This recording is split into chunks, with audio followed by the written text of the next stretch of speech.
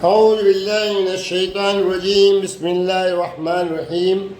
کتاب منہاج السالکین، اصلاح احوال اور روحانی تربیت و ترقی کا نصاب، باب نمبر 8 ہے روح کی آبیاری کے ثمرات، اور ایپیسوڈ نمبر 51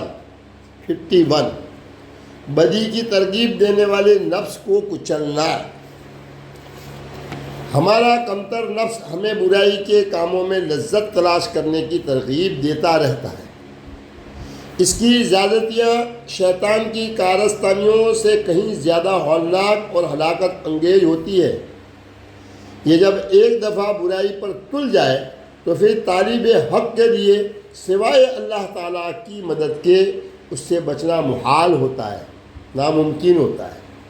لہٰذا ہر کسی کو اس کی یلغار سے ہوشیار رہنا چاہیے۔ عارفین حضرت خضر علیہ السلام کے بچے کو ہلاک کرنے کی تعبیر اسی کمتر نفس کا خاتمہ کرنے سے کرتے ہیں۔ لہٰذا بدی کی ترغیب دینے والے کمتر نفس کو کچلنے کی بہترین تدبیر یہ ہے کہ کسی لمحہ بھی اس کی پیدا کردہ خواہشات، ترغیبات اور ہوس کو سر اٹھانے نہ دیا جائے۔ یہی الوہی احکامات کو بجا لانے اور اللہ تعالیٰ کی خوشنودی حاصل کرنے کا بہترین طریقہ ہے۔ قرآن مجید میں ارشاد ہے، فَانطَلَقَ حَتَّى إِذَا لَقِيَ غُلَامًا فَقَتَلَهُ قَالَ أَقَتَلْتَ نَفْسًا زَكِيَّةً بِغَيْرِ نَفْسٍ لَقَدْ جِئْتَ شَيْئًا نُكْرًا۔ پھر وہ دونوں چل دیے یہاں تک کہ دونوں ایک لڑکے سے ملے تو خضر علیہ السلام نے اسے قتل کر ڈالا۔ موسیٰ علیہ السلام نے کہا، کیا آپ نے بے گناہ جان کو بغیر کسی جان کے بدلے کے قتل کر دیا ہے؟ بے شک آپ نے بڑا ہی سخت کام کیا ہے۔ یہاں لڑکا بدی کی ترغیب دینے والے نفس کا استعارہ ہے جو ہمیشہ برائی اور غلط کاموں پر اکساتا ہے۔ اس کے والدین دل اور روح ہیں۔ ایک شیخ اس کمتر نفس کو کچل دیتا ہے، اس کی اصلاح کرتا ہے اور اسے اوپر اٹھاتا ہے اور اسے مطمئن نفس کی شکل دیتا ہے تاکہ اس کا دل اور روح اللہ تعالیٰ کی مہربانیوں اور عنایتوں کا مرکز بن سکیں۔ تصنع اور بناوٹ سے احتیاط۔ شیخ اپنے مرید کی تربیت کے دوران اس کے درجات بلند ہونے کی اسے ہوا تک نہیں لگنے دیتے۔ مرید پر اپنے فضائل اسی وقت ظاہر ہوتے ہیں جب اس کی روحانی تربیت کے تمام مراحل بخوبی طے ہو چکے ہوتے ہیں۔ اس راز کے مرید پر ابتدا ہی میں کھل جانے سے یہ احتمال رہتا ہے کہ وہ تصنیع اور بناوٹ سے کام نہ لینے لگے۔ حضرت خضر علیہ السلام کے قصے میں ہم اس تصنیع اور بناوٹ سے بچاؤ کا حوالہ اس دیوار کی مرمت کرنے میں پاتے ہیں جو گرنے کے قریب ہوتی ہے۔ اس کا مقصد اس خزانے کی حفاظت تھی جو دیوار کے گرنے سے اپنے وقت سے پہلے ہی ظاہر ہو جاتا۔ قرآن مجید میں بیان ہوا ہے، فَانْطَلَقَا حَتَّى إِذَا أَتَيَا أَهْلَ قَرْيَةٍ اسْتَطْعَمَا أَهْلَهَا فَأَبَوْا أَنْ يُضَيِّفُوهُمَا فَوَجَدَ فِيهَا جِدَارًا يُرِيدُ أَنْ يَنْقَضَّ فَأَقَامَهُ قَالَ لَوْ شِئْتَ لَاتَّخَذْتَ عَلَيْهِ أَجْرًا۔ پھر دونوں چل پڑے یہاں تک کہ جب دونوں ایک بستی والوں کے پاس آ پہنچے، دونوں نے وہاں کے باشندوں سے کھانا طلب کیا تو انہوں نے ان دونوں کی میزبانی سے انکار کر دیا۔ پھر دونوں نے وہاں ایک دیوار پائی جو گرا چاہتی تھی تو خضر علیہ السلام نے اسے سیدھا کر دیا۔ موسیٰ علیہ السلام نے کہا، اگر آپ چاہتے تو اس تعمیر پر مزدوری لے لیتے۔ اسی وجہ سے ایک زیر تربیت مرید کو اس کے فضائل کے بڑھنے کی خبر نہیں ہونے دی جاتی کہ کہیں اس کے ذہن میں کوئی فطور نہ آ جائے اور وہ اپنے مراتب کے بڑھنے کی خوشی میں خشیت الہی کو بھلا دے۔ 4 عینی شاہد بننے کا مقام۔ روحانی حمایت اور فیض کی تیسری قسم روحانی اور الوہی حقائق کا اپنی آنکھ سے مشاہدہ کر سکنے کے قابل ہو جانا ہے۔ یہ وہ مقام ہے جہاں سب پردے اٹھ جاتے ہیں۔ ایک طالب حق ان فیوز کو پانے کے 2 مرحلوں سے کامیابی سے گزرنے کے بعد ہی اس مقام پر پہنچ پاتا ہے۔ جب وہ محسوس کرتا ہے کہ دنیاوی دھند مٹ چکی ہے اور سب رازوں کی حقیقت اس پر اشکار ہو گئی ہے، تاہم ایسی بلند مرتبت روحوں کے حامل ایسے خوش نصیب ہوتے ہیں جو اپنے شیخ سے اپنی تربیت مکمل کر پائیں اور اس کی توجہ کا مرکز بنے رہ سکیں۔ تاہم یہ بات بھی نوٹ کیے جانے والی ہے کہ یہ 3 طرح کی روحانی بالغی صرف شیخ کی زندگی میں ہی پائی جا سکتی ہے۔ ان کے وصال کے بعد صرف پہلی قسم کی روحانی فیض کا حصول ممکن رہتا ہے۔ تاہم بعض نمایاں شخصیات اس سے مستثنیٰ ہیں اور شیخ کا جسمانی طور پر موجود ہونا ان کی تکمیل کی شرط قرار نہیں پاتا۔ 5 سچ آشکار ہونا۔ سچ کا آشکار ہونا۔ روحانی فیض کی اس قسم کا مظاہرہ ہمیں حضرت خضر علیہ السلام کے قصے کے اختتام میں ملتا ہے کہ جب وہ واقعات کے سلسلے میں چھپے رازوں سے پردہ اٹھاتے ہیں، جب ایک طالب حق اپنی تربیت کے تمام مراحل بخوبی مکمل کر لیتا ہے تو پھر اس کے شیخ اسے مشاہدہ حق کے تمام مقامات سے آگاہ فرماتے ہیں۔ تب وہ اپنے جرف کے مطابق تمام اسرار و رموز سے آشنا ہوتا ہے۔ پردہ غیب میں چھپی حقیقتیں آشکار ہوتی ہیں اور ہر طرح کا ابہام مٹ جاتا ہے۔ تب یقین کامل سرایت کر جاتا ہے۔ گو یہ فیض بہت کم لوگوں کو نصیب ہوتا ہے۔ عارفین کے مطابق سچ کے آشکار ہونے کی 3 صورتیں ہوتی ہے۔ 1، طالب حق پر غیب کی باتیں ظاہر ہونے لگتی ہے۔ 2، اللہ تعالیٰ کی طاقت کا ادراک ہوتا ہے۔ 3، ایمان کی سچائی سے اس کا سینہ منور ہو جاتا ہے۔ 6، ٹاپک نمبر 6 ہے حقیقت نفس اور اس کے مراحل۔ سابقہ سطور میں روح کی آبیاری اور اس کے ثمرات کے حوالے سے گفتگو آپ نے ملاحظہ کی۔ روح کی بالغی نفس کی بالغی سے مشروط ہے۔ زیر نظر سطور میں نفس کی حقیقت اور اس کی ترقی کے درجہ بدرجہ مراحل کا ذکر کیا گیا ہے تاکہ اللہ تعالیٰ کی حقیقی بندگی کو سمجھا جا سکے۔ حضرت انسان کو زمین کی خلافت کے لیے پیدا کیا گیا تھا، اس لیے اصل تجویز تو انسان کو زمین پر ہی اتارنے کی تھی، پر اتارتے وقت واضح طور پر ہدایت دے دی گئی تھی۔ ارشاد باری تعالیٰ ہے قُلْنَا اهْبِطُوا مِنْهَا جَمِيعًا فَإِمَّا يَأْتِيَنَّكُم مِّنِّي هُدًى فَمَن تَبِعَ هُدَايَ فَلَا خَوْفٌ عَلَيْهِمْ وَلَا هُمْ يَحْزَنُونَ۔ ہم نے فرمایا تم سب جنت سے اتر جاؤ، پھر اگر تمہارے پاس میری طرف سے کوئی ہدایت پہنچے تو جو بھی میری ہدایت کی پیروی کرے گا نہ ان پر کوئی خوف طاری ہوگا اور نہ وہ غمگین ہوں گے۔ اگلی آیت میں فرمایا والذین کفروا وکذبوا بآیاتنا اولئک اصحاب النار هم فیہا خالدون۔ اور جو لوگ کفر کریں گے اور ہماری آیتوں کو جھٹلائیں گے تو وہی دوزخی ہوں گے، وہ ان میں ہمیشہ رہیں گے۔ ایک دوسرے مقام پر اس حقیقت کو مزید کھول کر بیان کرتے ہوئے ارشاد فرمایا کل نفس ذائقۃ الموت وانما توفون اجورهم یوم القیامہ فمن زحزح عن النار وادخل الجنة فقد فاز وما الحیات الدنیا الا متاع الغرور، ہر جان موت کا مزہ چکھنے والی ہے،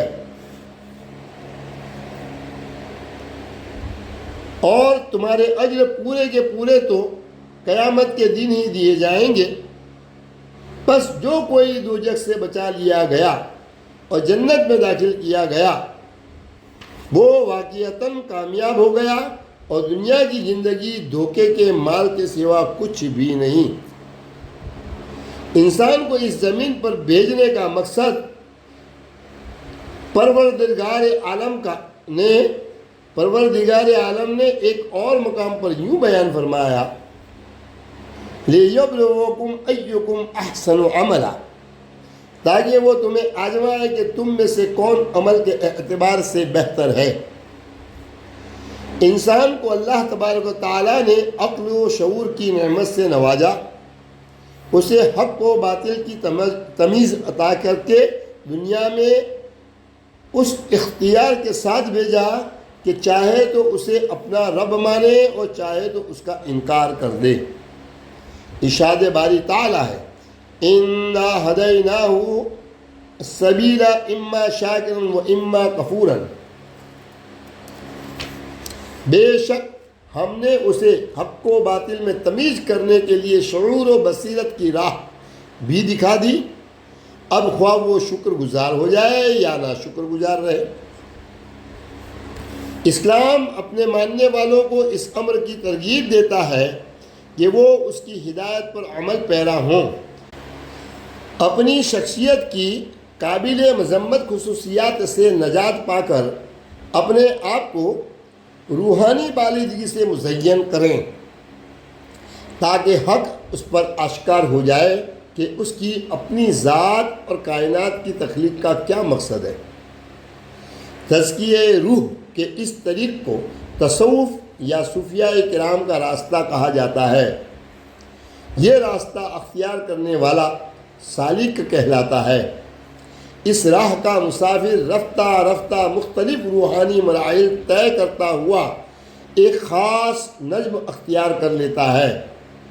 ہم اس کی ان روحانی تبدیلیوں کے مقامات پر بات چیت آگے چل کر کریں گے جن کا تذکرہ مشہور صوفی علماء جیسے کہ شیخ عبد القادر جیلانی رضی اللہ تعالی عنہ، شیخ اکبر محی الدین ابن عربی رضی اللہ تعالی عنہ، مولانا جلال الدین رومی رضی اللہ تعالی عنہ، شاہ ولی اللہ محدث دہلوی رحمۃ اللہ علیہ، اور شیخ الاسلام ڈاکٹر محمد طاہر القادری مد ظلہ العالی نے کیا ہے۔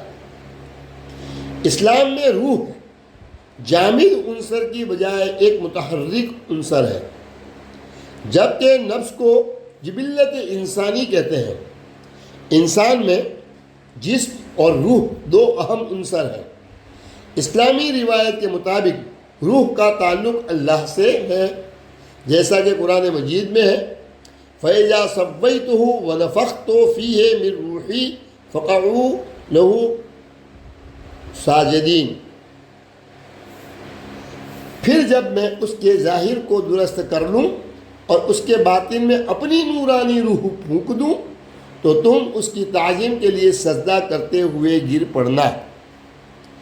یہ روح انسان کی جنین میں اس وقت داخل کی جاتی ہے جب کہ ابھی وہ رحم مادر میں ہی ہوتا ہے۔ اللہ تعالیٰ انسان کے کس قدر قریب ہے اور کس طرح اس کے دل میں ڈالے جانے والے نفس کے ایک ایک وسوسے سے آگاہ ہے۔ قرآن مجید میں ارشاد فرماتا ہے، وَلَقَدْ خَلَقْنَا الْإِنسَانَ وَنَعْلَمُ مَا تُوَسْوِسُ بِهِ نَفْسُهُ وَنَحْنُ أَقْرَبُ إِلَيْهِ مِنْ حَبْلِ الْوَرِيدِ، اور بے شک ہم نے انسان کو پیدا کیا ہے اور ہم ان وسوسوں کو بھی جانتے ہیں جو اس کا نفس اس کے دل و دماغ میں ڈالتا ہے، اور ہم اس کے شہ رگ سے بھی زیادہ اس کے قریب ہیں۔ یہ آیت اس تصور کو واضح کرتی ہے کہ خدا انسان کے قریب ہے اور روح انسانی جسم اور خدا کے درمیان رابطہ کار ہے، جبکہ نفس انسان کو وسوسوں کا شکار کرتا ہے۔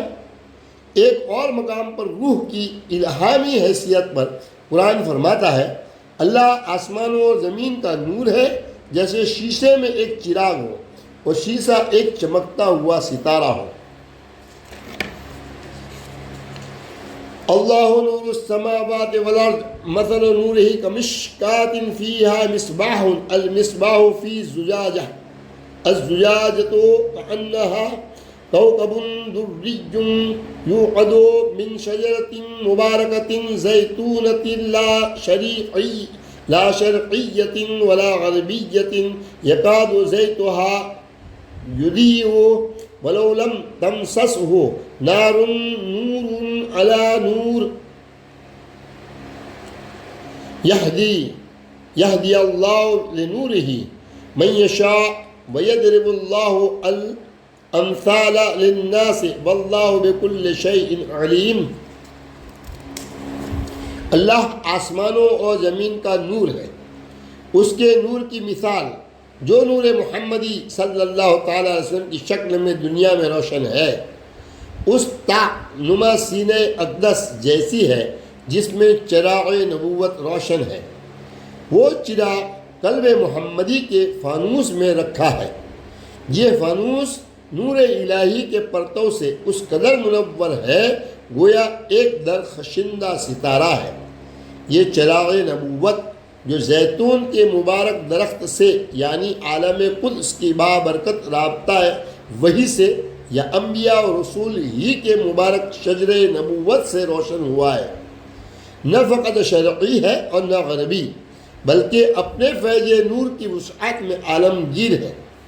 ایسا معلوم ہوتا ہے کہ اس کا تیل خود ہی چمک رہا ہے، اگرچہ ابھی اسے وحی ربانی اور معجزات آسمانی کی آگ نے چھوا بھی نہیں۔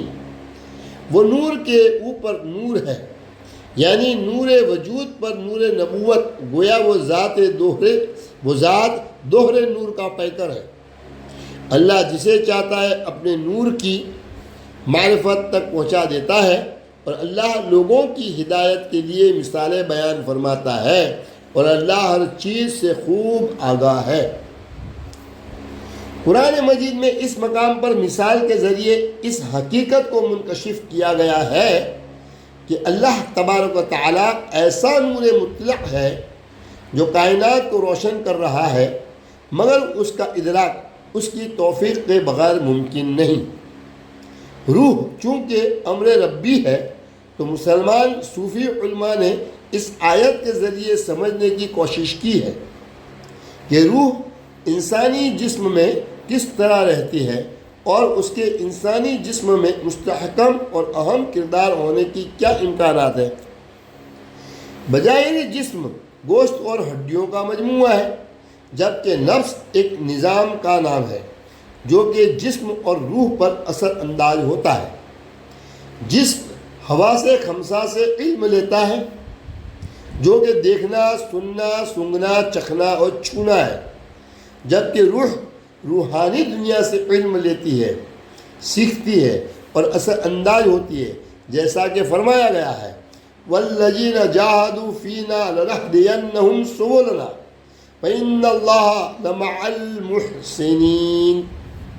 اور جو لوگ ہمارے حق میں جہاد یعنی مجاہدہ کرتے ہیں تو ہم یقیناً انہیں اپنی طرف سیر اور وصول کی راہیں دکھا دیتے ہیں، اور بے شک اللہ صاحبان احسان کو اپنی معیت سے نوازتا ہے۔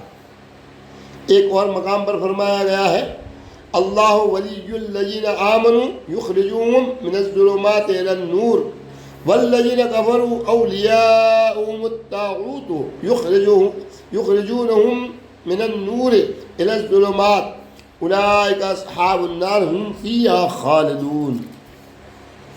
اللہ ایمان والوں کا کارساز ہے، وہ انہیں تاریکیوں سے نکال کر نور کی طرف لے جاتا ہے، اور جو لوگ کافر ہیں ان کے حمایتی شیطان ہے، وہ انہیں حق کی روشنی سے نکال کر باطل کی تاریکیوں کی طرف لے جاتے ہیں۔ یہی لوگ جہنمی ہیں، وہ اس میں ہمیشہ رہیں گے۔ اس ٹاپک کو یہاں ادھورا چھوڑتے ہیں، اور اگلے ایپیسوڈ میں مکمل کریں گے کیونکہ ٹاپک لمبا ہے۔ السلام علیکم ورحمۃ اللہ وبرکاتہ۔